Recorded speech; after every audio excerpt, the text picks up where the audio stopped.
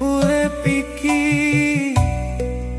mung mampir ngombe saka rusak dadi makna, saka lelah dadi ibadah.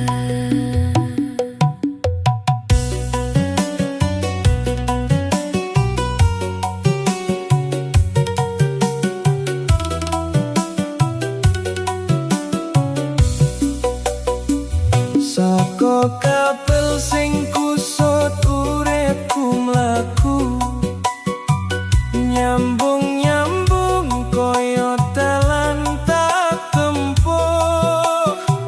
HP mati tak uripke maneh, kaya ati sing kadang mati tanpa arah. Saka layar pecah nganti mesin beku, Kulkas sepi tak isi nyawa maneh, mesin cuci muter tanpa kenhat kaya urip sing terus laku tanpa rehat.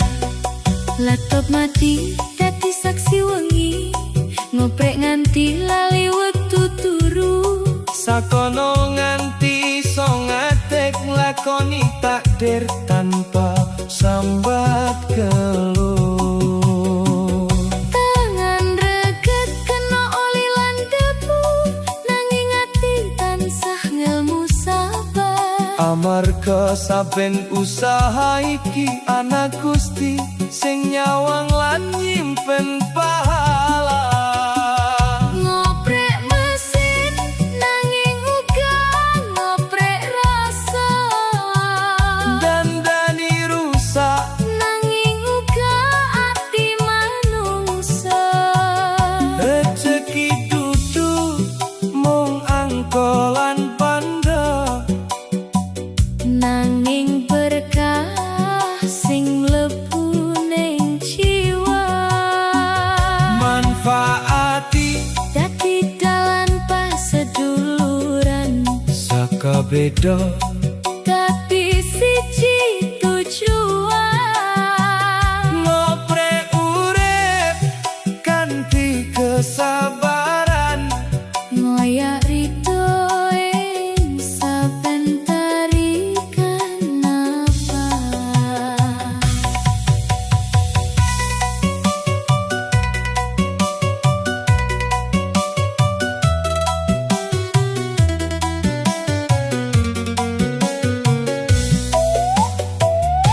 kadang pelanggan ora ngerti regane murah dikira gampang. Padahal wengi dadi saksi perjuangan sing ora katon terang. Sinyal ilang jaringan mati koyo iman sing kadang goyah. Nanging saben nyoba maneh ana kekuatan sakon jero jiwa. Kulkas adem dadi panguripan, mesin muter dadi harapan. HP nyala dadi kabar, Kanggo wong sing lagi nunggu kabar. saben alat ana ceritane, saben rusak ana maknane. Yen dipikir luwih jero, Kabeh iki cermin uripe manungsa. Ngoprek mesin nanging uga ngoprek rasa, dandani donya lan jero dada. urip iki mung titipan, Ora langgeng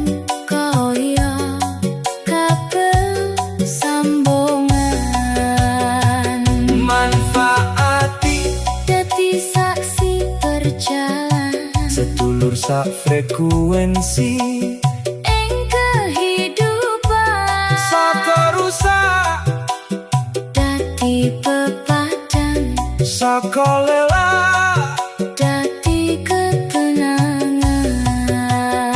ya Gusti yen aku ngoprek mesin mugi atiku uga mboten rusak Yen aku dandani alat sing mati mugi imanku tansah urip ing jero ati saben kabel sing tak sambung mugi nyambung karo dalanmu saben alat sing tak benerke mugi uripku uga bener ngoprek rasa ngoprek jiwa ngresiki ati saka dosa rejeki halal dadi cahya nuntun urip tekan bahagia manfaati dudu mung organisasi nanging talan golek arti sejati saka kerja dadi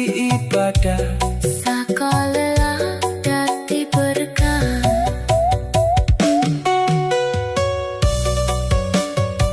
urip iki ora selawase koyo mesin sing iso mandeg sing penting tinggal jejak apik lan ati sing tetep sumerep ora kabeh kudu sempurna sing penting jujur lan ikhlas amarga sing paling penting dudu hasil nanging proses sing tulus ngoprek mesin dadi saksi urip iki ngoprek ati dadi dalan bali saka rusak dadi berkah saka lelah dadi hikmah manfaati selawase ning ati sedulur teknisi nganti mati saka lelah dadi ibadah saka katil sing kusut uripku mlaku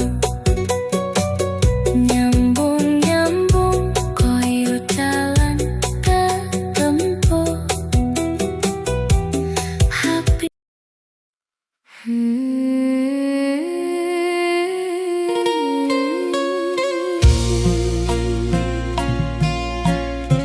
urip iki mung mampir ngombe saka rusak dadi makna saka lelah dadi ibadah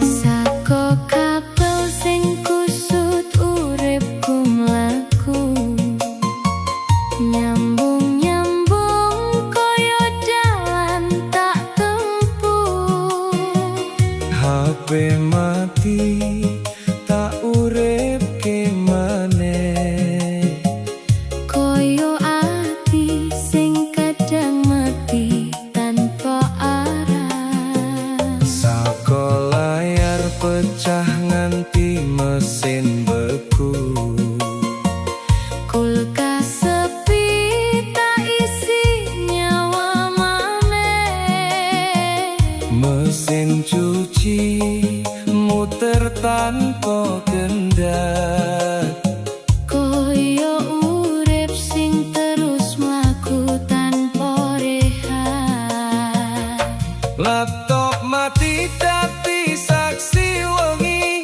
ngoprek nganti lali waktu turu sakono nganti iso ngadeg lakoni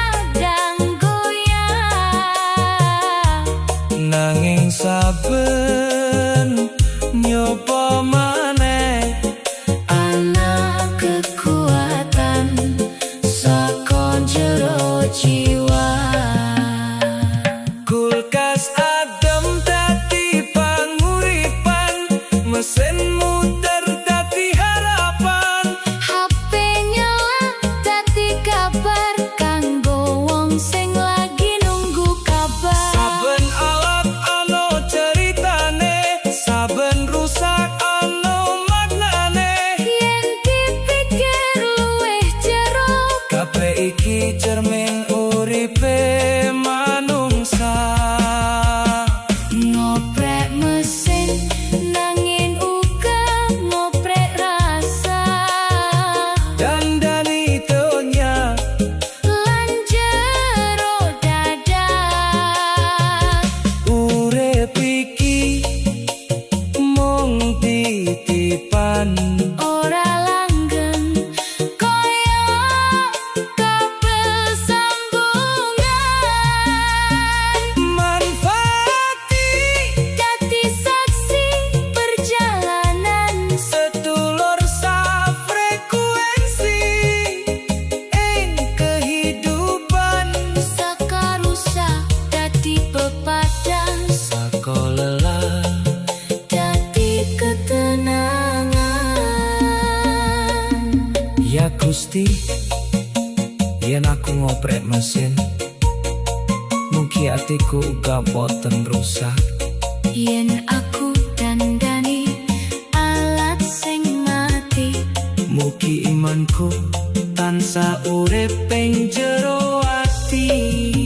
Saben kabel sing tak sambung, mugi nyambung karo dalanmu. saben alat sing tak benerke, Mugi uripku uga bener.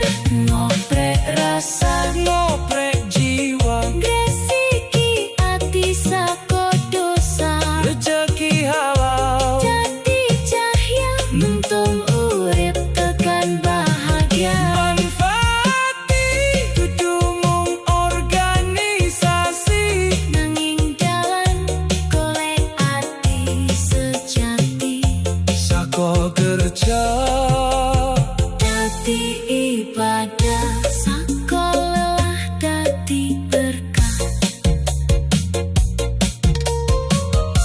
urip iki ora selawase, Kaya mesin sing iso mandeg, sing penting tinggal jejak apik.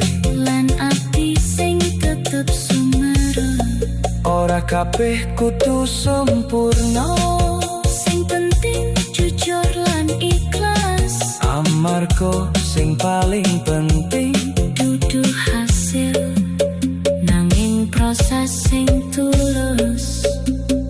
Ngoprek mesin